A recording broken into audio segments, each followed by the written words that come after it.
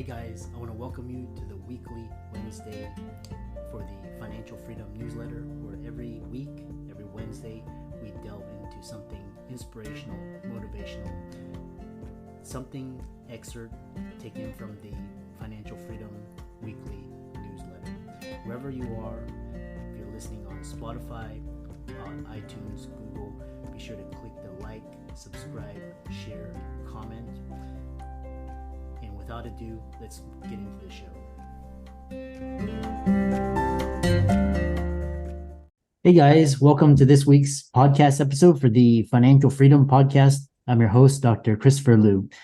In my quest to understand what freedom was, I broke it into 4 components: time, financial, location, health freedom. And in that light, I'm always scouring, trying to find entrepreneurs on the margin, cutting edge, embodying these principles. And so today I have a very special guest, Mandy Emerson, and she's a social media strategist. And so you can see her handle. And I'm passionate about social media because it's a very powerful tool to get brand awareness and all the advantages that we're going to talk about. So Mandy, welcome. Yeah, thank you so much for having me.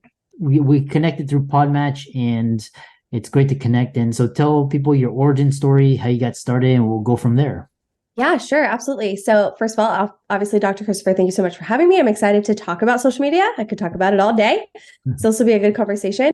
I actually have a background in performing arts, so not even related to social media marketing, but I've always been interested and loved the data, the marketing, the strategy behind social media. And it's obviously changed a lot in the last 5 to 10 years. So I've seen that evolution happen for myself, but really what allowed me to dive deeper into social media marketing and the strategy side of things is actually due to the pandemic. I was working for a cosmetic company at the time. A lot of people kind of at the bottom of the totem pole lost their positions, including myself. And I just took it as a sign. It's time for me to go all in with social media. So I did that. And that's where the Fierce Social Society was born in the last 2.5 years. I've since curated a proven framework for using social media effectively, decreasing the overwhelm. So my goal is always that somebody hears or works with me and says, Mandy helped me ditch the overwhelm. She made it so much easier. And now my business is thriving. I'm making more money because of her effective strategies. So that's a little bit of my behind the scenes or my origin story. And I've been loving it ever since. Yeah, that's awesome. And I love how pandemic forced people to open their eyes and try to reevaluate life. And so many entrepreneurs came out, so many great companies came out of 2008. And so, I mean, we'll get, so I have my audience is really interesting because they're mostly physicians, and some of them are not even on social media, which is very surprising. Yeah. So maybe we can talk to that audience. One thing is, why social media? Why should we care about it? Oh, that's a good question. Why should we care about social media? I think it's because it really is where digital marketing is going. This is where it's been going for the last 5 to 7 years. It's not going away anytime soon. If anything, there are more apps and platforms being born every single day. And it's how people find services. It's how they find providers. It's actually how I found my chiropractor. It's how I found my doctor for my baby that's due in the summer. So it's really where people are finding their service providers and what they're looking for in their day-to-day lives. And it's just the new way of connecting. So that's why businesses and physicians and anybody in any field should at least consider social media. They don't have to consider all of them. You don't need to be on every single platform by any means, but considering at least 1 or 2 of them could grow your business exponentially that you didn't have before. Yeah, it's so interesting because you talk to innovators such as yourself, entrepreneurs, and they see the utility and value, and then like people that don't know how to use it, one of the biggest comments I got around social media was, oh, it's for posting food or cat videos, or I can't dance. What do you have to say about this technology and what people are using it for? Yeah, I think that's a very common misconception about social media. I'm here for the funny cat dog videos. Don't get me wrong. I really love those videos. But it really is to reach an audience that you might not have been able to reach before. So it's thinking outside of that box of it's just for the dancing videos. If anything, those dancing videos have been done away with. We don't see as many of those. So that's good news for people that are worried they have to dance on social media. You do not. And if you want to be there for the dog cat videos, that's true. That's fine too. But the great thing is there's an audience for everybody on social media. It's not just for the dog watching people or the dance watching people. Like I said, I found my chiropractor. I found this service. I found this product on social media. So it's not just for the dancing videos anymore. It certainly has changed. And it's definitely changed a lot, I would say, even in the last 2 to 3 years since the pandemic, because social media online is all we had. So now there's like this really great happy medium, I think, of the in-person and socials that we can absolutely use to our advantage. Yeah, and then always there's the innovators, and then there's the early adopters, and people really see the utility and value. Just like when Google bought YouTube, and they realized everybody's going onto these platforms. It's a great way, and even like TikTok. I can't dance, but I used it to create 10,000 followers that I can share my information with. Finding businesses. Yeah, it can be done. It can be done without dancing. Yeah, it's like a tool. It's like a hammer, so you can use it to hammer a nail. You can do other things, and so absolutely. So my question is, so there's like so many platforms out there. What do you see the trends, and which platforms for people that are not on social media to go on? Yeah, such a good question. This is actually very dependent on your business type and what you have to offer. If you are very heavily in the educational space, then I would recommend that you be on platforms that deliver educational type content. And that would be things like YouTube or Pinterest. Instagram can also be a place for educational content. It really does depend on what your business has to offer. If you're very product based, Facebook is also a really great place for you to be. Instagram, of course. Instagram is going to be one of those platforms that's universal in a lot of different ways. But what I would recommend is look at the type of business that you are and what you provide, if you're a brick and mortar or if you're online only, and where your audience hangs out. And sometimes that just takes a little bit of market research, that also look back on the customers or clients that you've already had, and where they just ask them, where do you like to hang out? What social media platform are you on? Because if we want more of those types of customers, then we need to ask them first and foremost, because more than likely people like them are going to be on similar platforms. So just by asking your current customer client base, but then also looking at the type of business that you are and what platform is going to be best for you, because it's not all of them. You don't need to be on TikTok. You don't have to be on Facebook. You don't even have to be on YouTube, but definitely a platform that's best suited for your business is what I would recommend. Yeah. And it's interesting because talking to a lot of people, the trend is video. So it's mobile, vertical, short form. That speaks to the kind of the Gen Z and Gen Alpha. And I do have a question about type of media. With the rise of TikTok, how do you see like Instagram, Facebook Reels playing into this?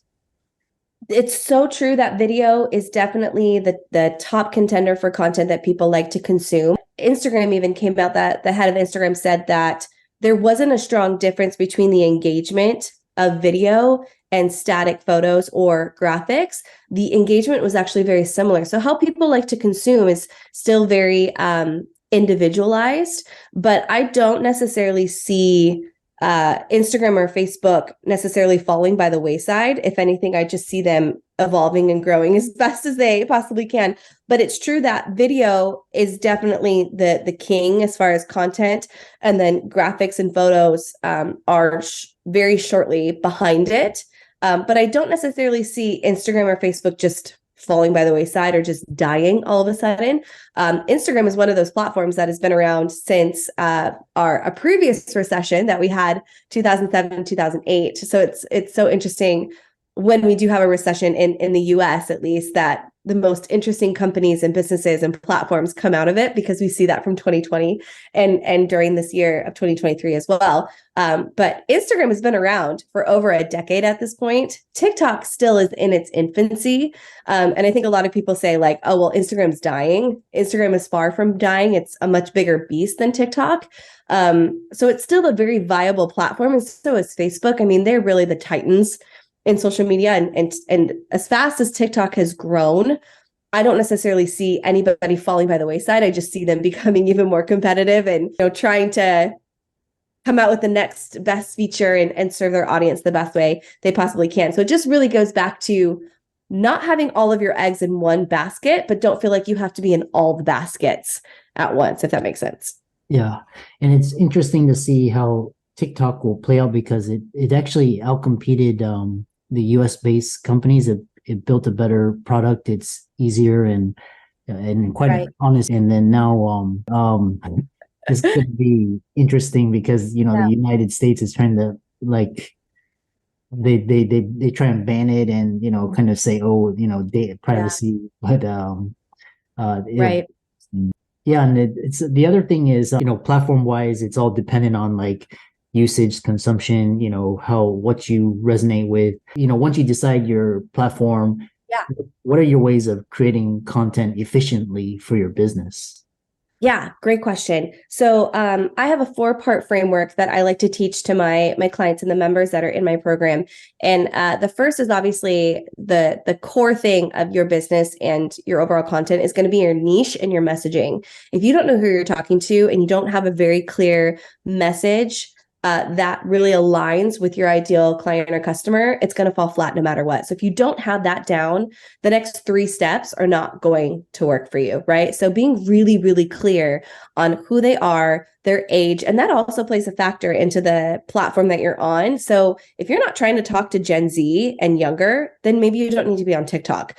Or if you're not trying to talk to our Gen Xers and above, then maybe you don't want to be on Facebook, right? So paying attention to your demographic, how old they are, what season of life are they in, what is their core problem, really making sure that you're speaking their language and not industry type jargon. I think that can be really easy to do when we're in our industry all day, every day. It's so easy for us to use different acronyms or very industry type language that our ideal client is like, I don't even know what you're talking about. I don't know what that means. What does that acronym mean? And you've completely lost them. So you want to make sure that your messaging is just so clear. It's understood by your ideal client, your customer, and you have that down. The next portion is understanding your seasons of business. When do you sell the most?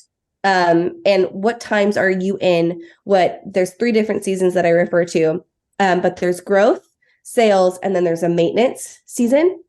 What season are you in? Yes, we like to sell all the time, but there might be a couple times a year that you're launching something new or you're selling something, you're bringing attention to a certain product or a certain service. How can we maximize that selling season and really grow and network and get as many eyeballs on our content as possible in between those sales seasons? So that's the second. The third then actually comes to the content strategy. So before we even get to creating content, we need to first understand our demographics, our messaging, our seasons of business. And then we get into, I think, the fun stuff. I like the content creation. I like the strategy portion because depending on the season that we're in, are we in sales? Are we in growth? Are we in maintenance? That's where our content really coincides with that.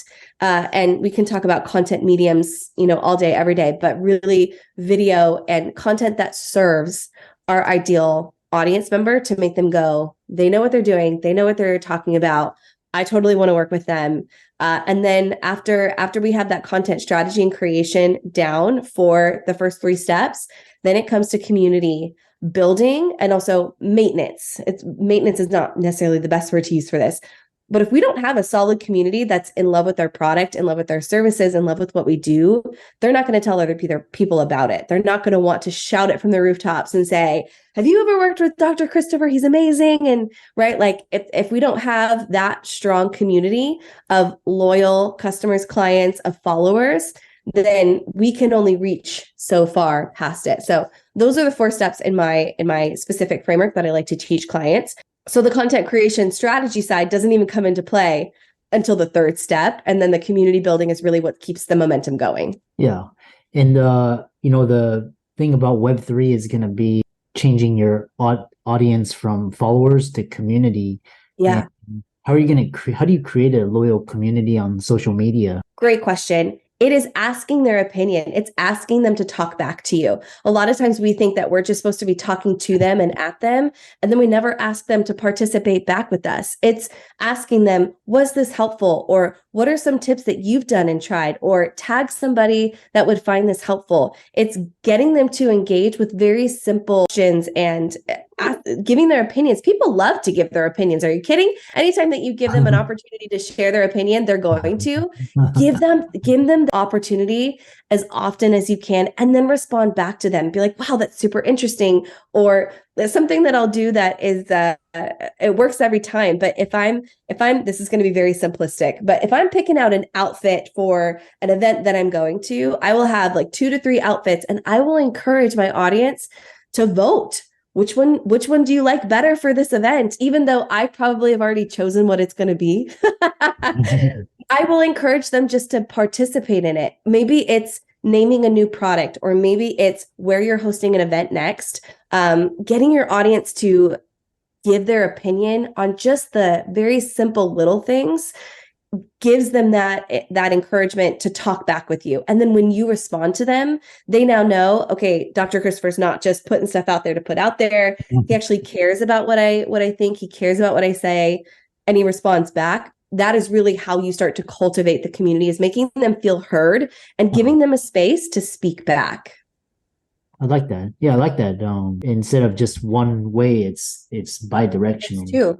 Yep. So now you're going to put up your outfits, Dr. Christopher. You're going to put them out there and have people vote on them for your next event. You're like, what do you guys think? These shoes or these shoes? And people are going to be like, what are you doing? Yeah, that'll be very. They'll participate. I'll tell you what. They'll participate. Yeah, no. They will. Yeah, it'll be interesting to see what they would say in their opinions. Yeah. I mean, it's the simplest things. We will say where we get our Christmas decor from, where we get, our groceries. Like, do we get this kind of bread or that kind of bread? How do you like your coffee in the morning? I mean, the simplest things connect us because they're a part of our everyday lives. It doesn't need to be this really complicated, overthought process. It can just be as simple as, do you like tea or coffee in the morning? That's it. Just getting people to talk back. Yeah, that's excellent. We're nearing the end, but 2 more questions. One is because audio now with podcasts, and now there's audio, and then there's social. So how did those kind of play into social media?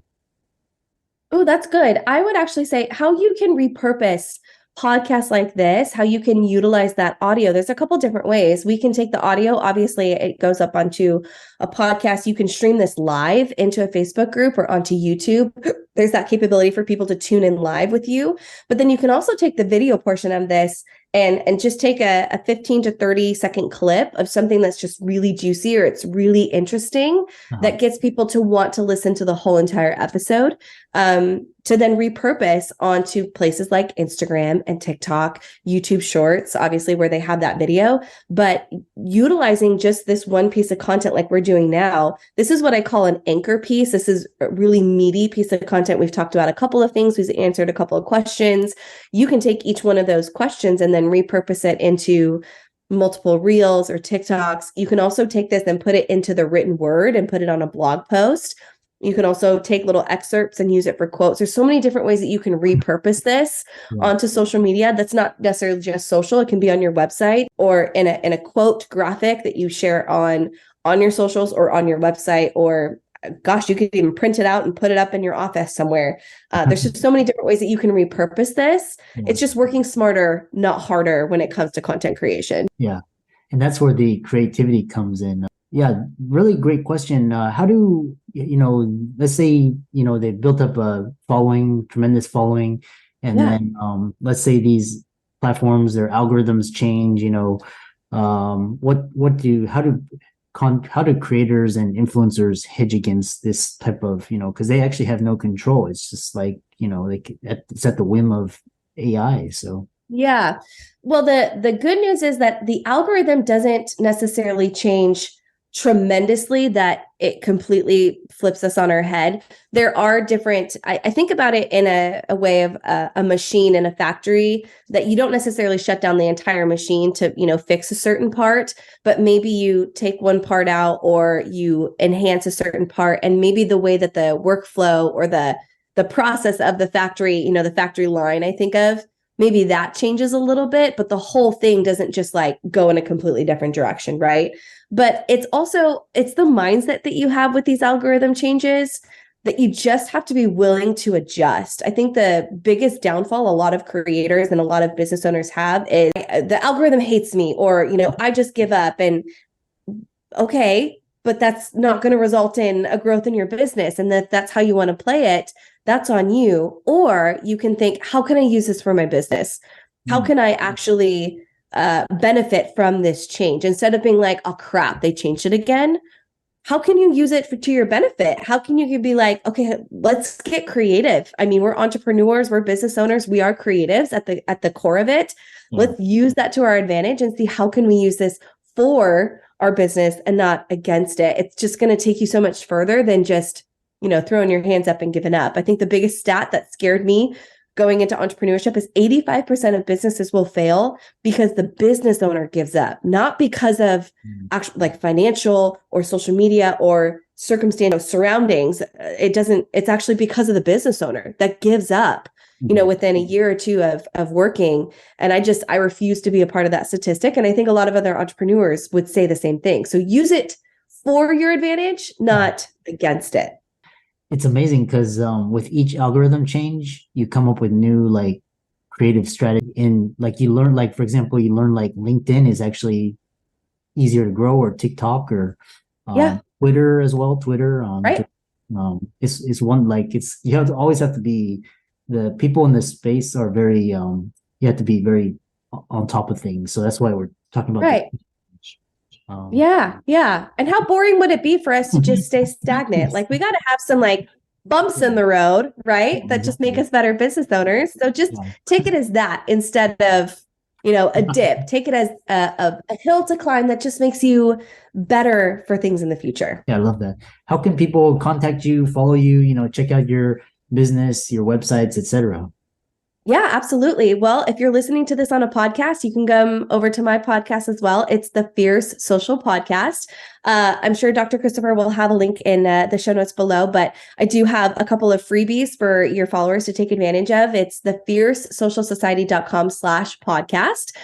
So come hang out with me on my podcast on socials, as well as grab those freebies. The best one, I think that will be the most beneficial, is 25 real ideas that don't require any dancing or any cat video cameos or anything like that. That freebie will be available through that link in the show notes. Excellent. And for all the audience out there thinking about social media, it's really a powerful tool, and it's a creative way to market and brand your business. Let's thank Mandy for sharing her wisdom and expertise. All of her resources will be in the links in the show notes. Be sure to check her out. And with that, thanks so much for coming on to the podcast. Yeah, thank you so much for having me.